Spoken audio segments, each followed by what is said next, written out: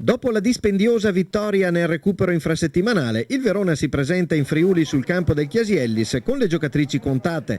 Alle 3 assenze di lungo corso si aggiungono quelle della squalificata Carson e dell'infortunata Ostrom, sostituita tra i pali da Sabrina Tasselli. Le gialloblu partono in avanti e ci provano da fuori con Tatiana Zorri che conclude alto. Le friulane guadagnano gradualmente metri anche se difettano in fase conclusiva. La gara si ravviva improvvisamente dopo il 20°. Del Prete dalla sinistra serve alla perfezione Zanetti che incorna a rete per il vantaggio friulano, cogliendo la difesa scaligera sbilanciata.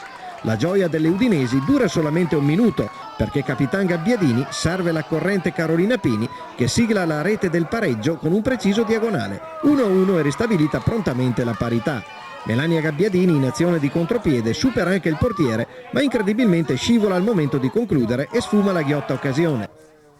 Verona in vantaggio al 36°, Federica Di Criscio guadagna un pallone in mezzo all'area di rigore, non viene contrastata ed afferma trafigge Blancuzzi piazzando il pallone dove la numero 1 friulana non può arrivare.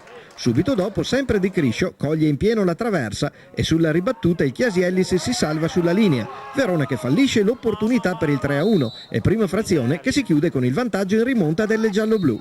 Nella ripresa le difese hanno a lungo il sopravvento sui rispettivi attacchi e le azioni da rete latitano. Le scaligere potrebbero mettere al sicuro il match poco prima della mezz'ora, ma la giovane Gelmetti da posizione favorevole calcia debolmente. Chiasiellis è pericoloso in zona Cesarini, con De Grassi che colpisce di testa, inmischia ma il pallone viene deviato in angolo. Il terreno pesante mette a dura prova la resistenza delle 22 in campo. Verona un po' stanco dopo le fatiche di metà settimana, ma le gialloblu tengono bene nei minuti di recupero e portano a casa 3 punti preziosi.